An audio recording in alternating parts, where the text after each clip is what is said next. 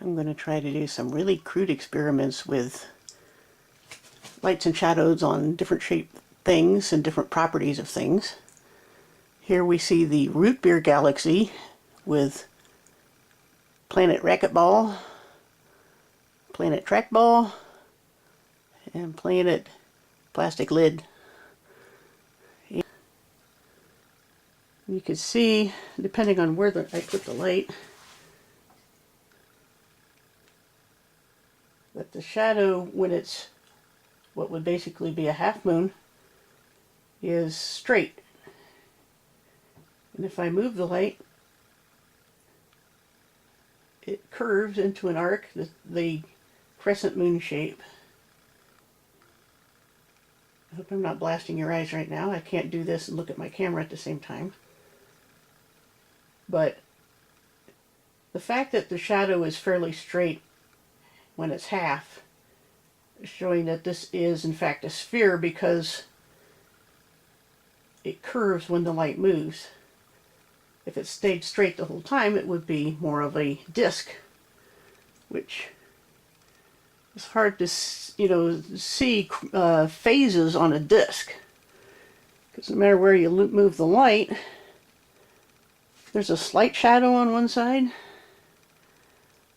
And granted, this isn't flat, that would be ideal, but the moon does have some features on it anyway. But the point being that this is not producing the same phases that we see in the moon. And you can see it's kind of like a crater there, where if the light is coming from one side, you get that kind of a shadow on the right here, and brighter on the left inner rim of the crater. Whereas if it's coming from inside, you don't have shadows. And I can show that a little bit putting the light on here. I never knew before that a trackball is kind of translucent. It's pretty cool though. It makes the whole thing glow. But what you won't get is shadows on the surface. So if light were coming from inside the moon, you would never see shadows or phases. Even if the light turns, has a magnetic ring on here, and it just stuck to my really strong magnets there.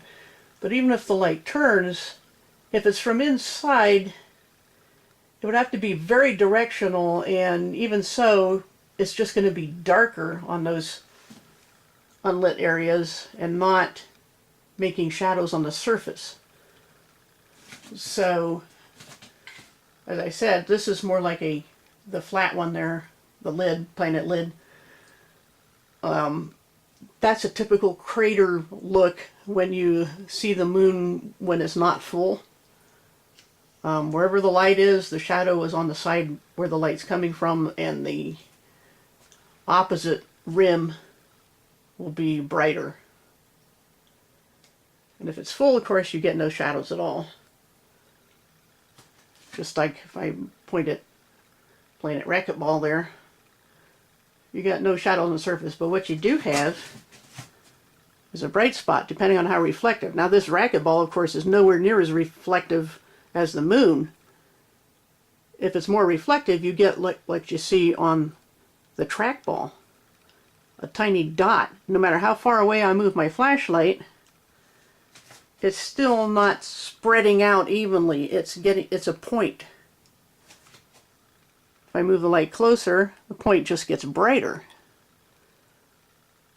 But it's still a point.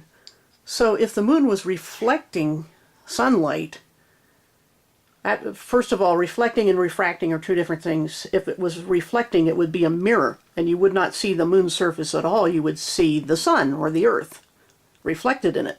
So that's not reflection, actually. That's refraction, because while the reflecting part here is the little point of light, the refracting part is the lit up area around it. You know, the rest of the ball, that's refracting, because you're seeing the ball instead of the flashlight or anything else in the room. So the moon is not reflecting sunlight. It's refracting it. And the properties of the surface may be what helps spread things out, but still, if it's a sphere and if it's sunlight causing the moon to light up, then we should see a point wherever the light is. See the point move? You should see that point. We never see that on the moon. We see more like that, like a non-reflective, not very refractive surface. There's some refraction, like I said, or you wouldn't see the ball at all. But we still have this little bright spot where the light is most intense. But you don't really see that on the moon. When it's completely full, you just see something more like the disk. You know, granted, there's a little bit of a bright spot there, depending where the light is. But the moon is very evenly lit when it's full. And once again, if it were lighted from within, you would see more like a glow and no shadows on the surface, such as the crater. So what's the moon doing? It's not reflecting. It's apparently a sphere because of its phases. And when it's not full and we have shadows in the craters, it seems to be an external light. And once again, if it's external, why do we not have a strong hot spot, especially if it's more reflective than the planet racquetball I got here? And if it's from within, how can there possibly be shadows? Now I have one other ball that's a dog toy, Planet Piggy. Planet Piggy has kind of craters on it, but once again, it's probably really hard to see. But when I move the light, there's a slight little shadow right there. I move the light up and down like a surface crater. If I try to put it within, you aren't going to get the same kind of shadows. You're going to get just an even glow. And even if I point the light away, the glow is just less intense. So the moon still puzzles me. Yet it has the property, some of the properties of a refractive sphere. Some of the properties of, you know, why we don't have a hot spot makes it seem like some of the light's coming from within. But the shadows on the moon show that it's coming from the outside. So you tell me what that means. Because in Galaxy Root Beer, nothing seems to make any sense. Alright, now we got an actual alleged Earth ball, Planet Black ball, and racquetball over there again. And I want to try to look at shadows, and I'm hoping that I can do this and you can still see it. So I'm still looking at the side, but we have, and of course the distances and sizes are not ideal and all that, but so here I've got the light shining on, well, let's see, I should probably move Earth ball over there, shouldn't I, or move the light.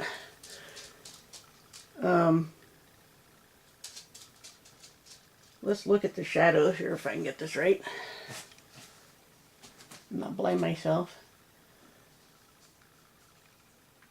It's hard to juggle all these balls. I needed an assistant, but oh well, what are you going to do? You can't get good help these days. Move this one over here a little bit.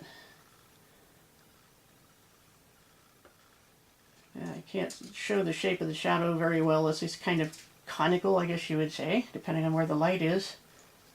So I'm pointing at level at that ball. The light's going up here.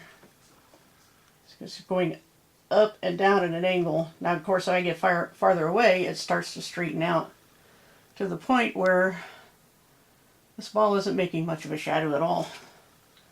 I mean, it just gets narrower and narrower. Now, if the light is big, you can't tell the difference between a big light far away and a little light closer. So the result's going to be the same as to say we want half the Earth ball lit up,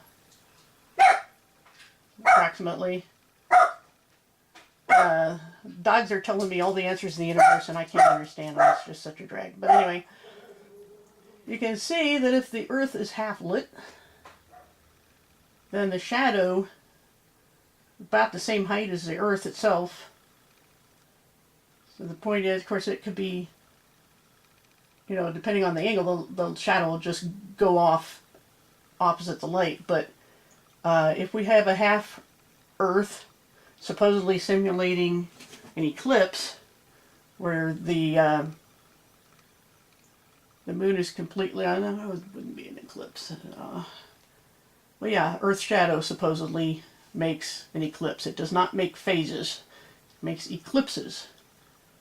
But if I can get the light straight on half Earth, you see here this little, not little enough, but not to scale moon that won't stay put. It is completely dark. But the way the shadow moves across there would be when it's coming out of the eclipse, right? Hope I'm getting this right, because it's hard to think and do an experiment at the same time, you know. It starts to appear, and if you're standing on this surface of the Earth and you see this, depending on which way things are moving, it's going to come across in the familiar crescent shape. But what I've seen in eclipses is not the familiar crescent shape. It's arced, but seems to be arcing the wrong way. You know what I'm saying? This curve, the bright part is going this way, but what I've seen seems to be the opposite. I'll have to check my footage from eclipses I've taken before, but if you're on the dark side of the Earth, which you would be if you're seeing a total eclipse of the moon, you would see the shadow move like that in the familiar arc, just as I showed when I went like this. You know, the arc moves like that. That's not what we see. We see the opposite bend.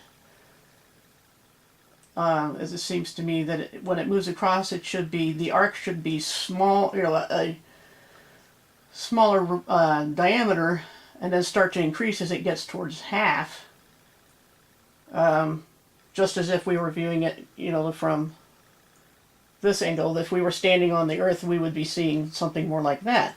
But that's not what I've seen when there's an eclipse. And I'm pretty sure the moon is a sphere anyway, and not a disk. And getting its light externally from somewhere, whether it's re-emitting the light in a visible spectrum is another question, but what I'm trying to just demonstrate here is what happens with lights and shadow. And supposedly the moon is moving through, so if I leave this here and start to move the moon out, it's the same thing. The shadow, the dark and light boundary is arced in a certain way. It's arced, you could say, towards the center, and then gets wider till it's half. So now let me try and get the other ball and move it between these two. If I can get that one to stay put. Actually, what I'm going to do is put the biggest one there and try to get it to stay put. And supposedly, if this moves between it,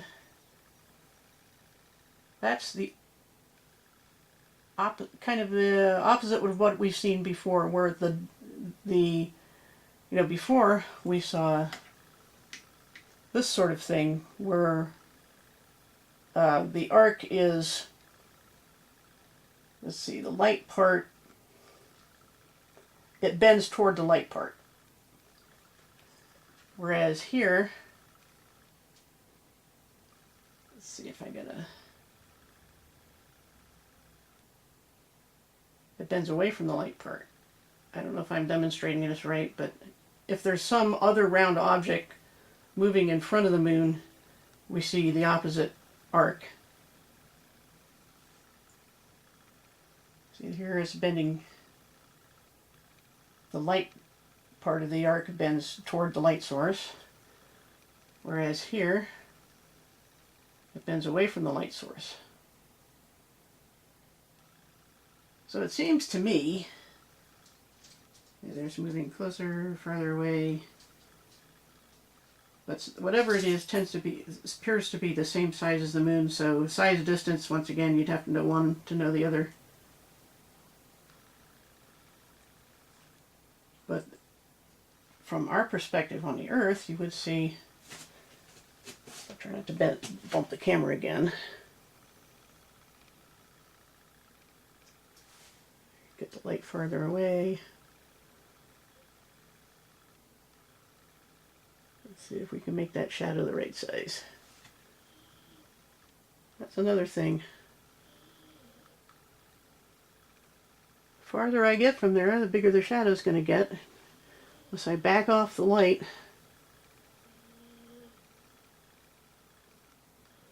Try to make it smaller. So if the light's way over here, almost by the camera, and something moves in front of it,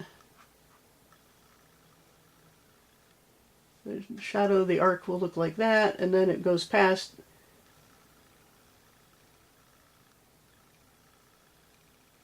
Goes like that. But then again, moving an object, a spherical object, in front of allegedly the spherical moon, that arc never changes. It keeps the shape of the thing that's moving. So it doesn't, you know how when we did this, it was arced and it got straighter and straighter and then it started to arc again. But when I do this, the arc keeps its shape. It doesn't change at all. So if you're watching an eclipse, you'd have to see whether that arc ever changes. And I'm not sure that it does. If it doesn't change, then there must be something else moving in front of the moon. There would have to be.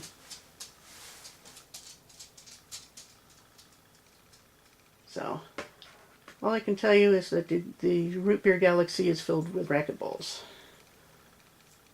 There's our moon. And first I'm going to move a disk in front of it, because if during an eclipse, when it's the shadow's passing over it partway through, you can still see the moon in the shadow. So, okay, so it can't be a physical object. But I'm going to take this lid and put the light behind it. Try to get my proportions right here. Let me just go from this side because it's a little easier. Move the light back, move the lid forward.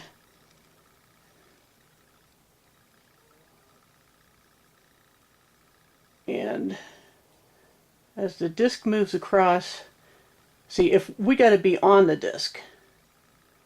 See, we're on the back side. You see that? The inside of the disc, okay? If we're on the Earth is a disc, and the moon is full, then we're going to move in front of that. Now we're not going to, what we would see is that shadow, okay? If we would have to be on the away-facing side of whatever's moving in front of the moon, because otherwise all we would see is the object. We would never see the moon in that shadow there, like the half shadow. In eclipses, as I'll show from some footage I already have of an actual eclipse, you can still see the moon itself here. All we're seeing here, see, this is kind of simulating it a little bit. I don't have any features on that ball. Maybe I'll put the Earth ball there next. But the point is that if an object, a physical object, is moving between us as if we're on the other side of this disk, because I can't hold three things here, we would not see any of the moon's surface in that shadow. In other words, if there's just something moving between us and the moon, we would see that, or blackness, and not surface features of the moon, which we can see in an eclipse. So, but a disk moving across makes the same silhouette as a ball moving across. So let me get the other racquetball. All right, there's allegedly Earth. I'm going to move the racquetball in front of it.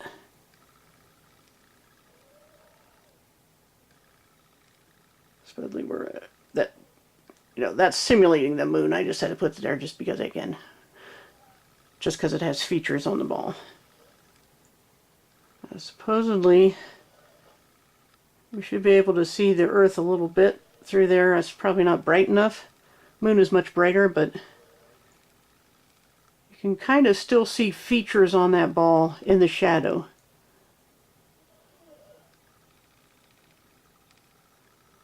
But the point is that you can't tell a disk from a ball as that moves across. The shadow stays constant, you know, the shape of the shadow stays constant. Whereas if I put the disc there, I can never get the size right, but you know, how would you tell a disc from a ball moving across there? You really couldn't. Because all the light sees is a round shape. It doesn't see whether, you know, this is flat or spherical. It doesn't care. By the shadow, all you know is that something is moving between the light source and your viewpoint looking at, that would be the moon, pretend that's the moon. And once again, I'm just, like I said, using it because it has surface features and they kind of are raised. That's why I wanted to do that. But point being, if we're on the shadow side of this racquetball, that simulates what we're seeing, and the shape of the shadow moving across, and the fact that that couldn't be a solid object because we would see the solid object. You know, if our perspective from the camera is Earth, and that's the moon, something moves between us, we're going to see that thing all lit up. So what we're seeing is a shadow. Shadow of what is the question. It does appear to me to be Earth's shadow, and not a third body, because otherwise, like I said, we'd see the third body instead of a shadow. You might see some shadow behind it, but if it's exactly the same size as the moon, you're going to see that thing in front of it. But instead we see a shadow because we can still see the Earth features or moon features in the dark part. So it's our shadow making eclipses, but we can't tell sphere from a disk because the light doesn't care. And once again, if you have raised or lowered, same difference, it's just that which edge is going to be bright and which is going to have shadow. You can see if there's a surface feature and the light moves from the outside, you will have shadows. If it's from inside, you get that glow and no shadows. And yet, there should be a hot spot,